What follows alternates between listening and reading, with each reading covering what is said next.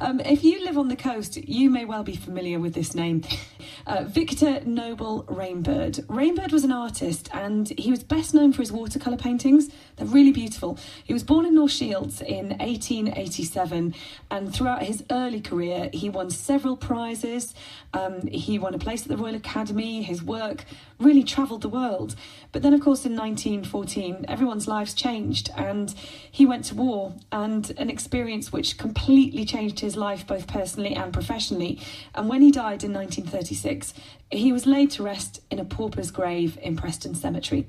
Well, now a statue commemorating his life and his work has been made and will be unveiled today in a special ceremony. So I went to meet two of the men behind this incredible story to hear about his life. David Young, big super fan, and phenomenal talent, the sculptor Neil Talbot. Well, I started by asking them just how they first discovered Victor Noble Rainbird. Here's David. Simple enough story. I was out having a meal in Tynemouth in the village itself. Finished the meal, came past, and there used to be a little antique shop in Tynemouth called Sharps. And I just happened to look in the window, and he used to sell a lot of local watercolours. And I got my eye on this particular watercolour. Didn't know what it was, who it was, never heard of the artist, but on a whim I went in and bought it. And then basically it went from there. I did a little bit of research, found out who he was, got a little bit more of his story, bought some more paintings, learned a bit more of his story, bought more paintings onward and onward. But at the end of the day, what I did learn was the guy was buried in a pauper's grave in Preston Cemetery in North Shields, which is my hometown. And I didn't think that was right. When I did do a little bit more research, I'd learned that there was actually two previous tries at raising money for a memorial. One, 1938, which the town folks did, and that had reached a not considerable sum, as the local paper said at that point. But whatever became of that money, we've got no idea, which certainly didn't provide a memorial. And then later on in the early 90s, Stephen Moore, who's now quite a well-known art expert and was a member of Antiques Roadshow, he picked up the story. But Stephen, I think, tried to do it via the local authority funding it. But again, it fell on, got nowhere. Yeah. And then, obviously, we did it, and unfortunately, we've managed to get over the line. And it is amazing. We're going to hear more about that campaign in 2 ticks. And I'm with Neil as well, who's the sculptor. Neil, did you know who he was?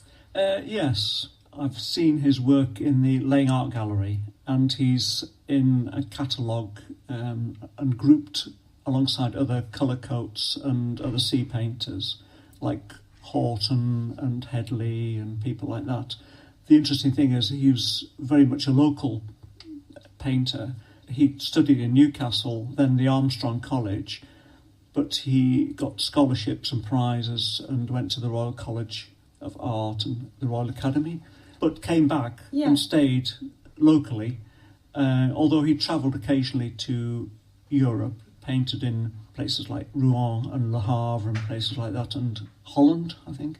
But a lot of his work is based around North Shields, Tynemouth, that area. So for local people, these are scenes that they'll recognise and places that they'll love going and being in and be proud of the North East. Well, I'd always describe as Rainbird being as much a part of North Shields DNA as the wooden doll is, or the heron, or the buildings of John Dobson, you know. Yeah, it was local. I think probably in the 1920s, 1930s, a great many of the households would have had a Rainbird on the wall because he produced that many of them. He sold them for next to nothing, and they would have been as common as the Green Lady was in the 60s. It really is common as that. A lot of people would have had them.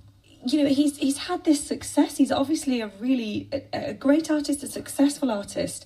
So what's the story as to how he died a pauper then? How did that happen, and is it something to do with his experiences in the war? It was.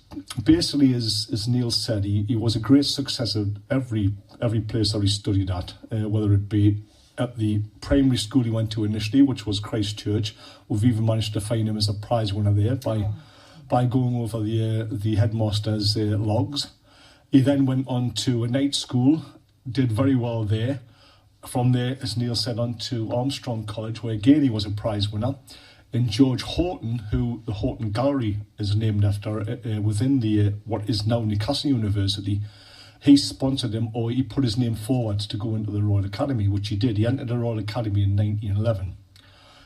And there, again, he was a prize winner. He won what they call the Lancia Scholarship, which was a tenable scholarship of £40 a year for a 2-year period.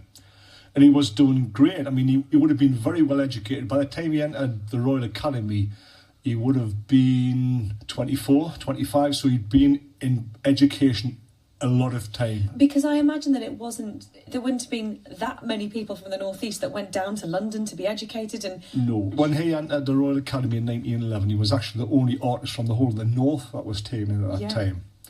So he gets to the Royal Academy, again he's at the prize winner at the Royal Academy, and then in his 3rd year, the Great War comes in. So initially he joins the Royal Academy's Officer Training Corps. For what reason, we don't know. He decides to give it up, and he basically enlists as a private in the Northumberland Fusiliers and eventually gets shipped to the Western Front. We think he joined up in probably the later part of 1915, and he stayed right the way through the war's end. And he did come back, but not as the same person that left, unfortunately. When he came back, he'd lost all his passion for living. He certainly lost his passion for art. And was it gone totally? Not totally gone. Obviously, he always had the skill there. Yeah. But certainly the passion to push himself. Basically, I think if the war hadn't come along, he wouldn't have come back to North Shields. He would have gone on to bigger, better things down in London and those areas. Mm-hmm. But when he did come back, he basically just lost any love of life. And really what he did, he went through a day-to-day existence. It's a very sad story, isn't it? Hugely sad. So his typical day would have been, he would have got up, he basically painted on what were rubbish materials. So he would have got up, the story is he used to get up on a daily basis, he would put half a dozen boards down, he would paint half a dozen foregrounds, he'd put his figures in because he was very good as a figure painting, and he would produce local scenes. He would tuck them under his arm and he would go out and he would trade that for whatever he needed to do for the day. So whether it be food, drink, lodgings, a haircut, whatever, his paintings basically became his currency. So relative to his talent, he wasn't making anywhere near the money that he should have been. Not at all. He basically ruined his own market by flooding it with what they would call today would be pot boiler paintings. Mm-hmm. Very quick, very good, but we're never going to change the way art went in the world. And he died a pauper. He died a pauper, yes. Did he have family? Did he have a wife or a partner? Or he had a wife, but they got divorced. He had a son who disappeared in America somewhere. We did eventually trace him. We traced him through the exhibition last year. He actually died in the mid-60s. He became an American citizen and died in the mid-60s. But as Neil said, his life certainly suffered. His marriage failed. His son became estranged to him, as did the rest of his family. And he went on struggling up until about 1934, we think. He decided to move to Sunderland for a short period of time. And for whatever reason, whether it was the change of venue, change of surroundings, whatever, he picked his passion up again towards the end, and he produced some really good paintings towards the end of his time. So do you think he had, in terms of his own artistic endeavours, was there a positive end to his life? There certainly was. I mean, don't get me wrong, he continued to show at the Lain Gallery and the Royal Academy, but there were few and far between, basically. Mm-hmm. He would get an odd picture in the Lain, he would get an odd picture in the Royal Academies, in very good quality. Considering the write-ups he got for the pieces that he did submit, they were very good quality pieces. But the day-to-day stuff, he churned out. He did churn out. But towards the end, he did pick up. He did do some important commissions, some stained glass work, and I think he did a very big mural for the ship in Whitley Bay? The ship hotel in Whitley Bay. He did, yes. Which was then covered over, but apparently it was a huge mural, so it's underneath. Was it painted over? It was, yeah. It was a 100 square foot mural that he did in the ship hotel for, I think it was for Scottish Newcastle, or certainly for the brewery. Yeah. And yes, it was eventually painted over. So that's gone. It's gone. It's gone. We've got some of the cartoons and sketches he produced for it, But the actual painting itself is long been painted over magnolia or whatever it was that was painted over. Shame, such a shame. And with the exhibition, you just mentioned the exhibition there. How did that come about, and what did you learn? And tell us about it. Yeah, well, the exhibition came about. Initially, what we wanted to do to raise the money is we wanted to put in for an application, for a Heritage Lottery application. How much did you need, by the way? We needed about £5,000 at that point in time. So we looked into putting an application in, saw what was involved with it. We put together a constitution for the Friends of Victor Noble Rainbird, but quite rightly, the structure around putting in for a Heritage Lottery funding is very prescriptive of what they want people to do. You know, it's got to be very much around education, and really the monument would have been the least bit of it. So we looked at it and said, well, look, rather than putting in the full application and having to put on all the bolt-ons to it, why don't we just go ahead with the exhibition, which we did.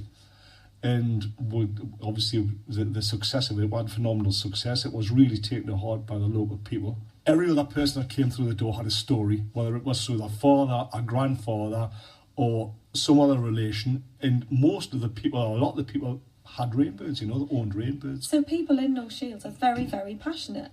North Shields and beyond. I would say the coastal community, you know. Yeah. Cullercoats, Tynemouth, further up the coast at Wall's End, you know, and across the other side of the water, of course, as well. We produced a catalogue for the exhibition, and we did some prints of some of these better-known pieces based around the coastal area, you know.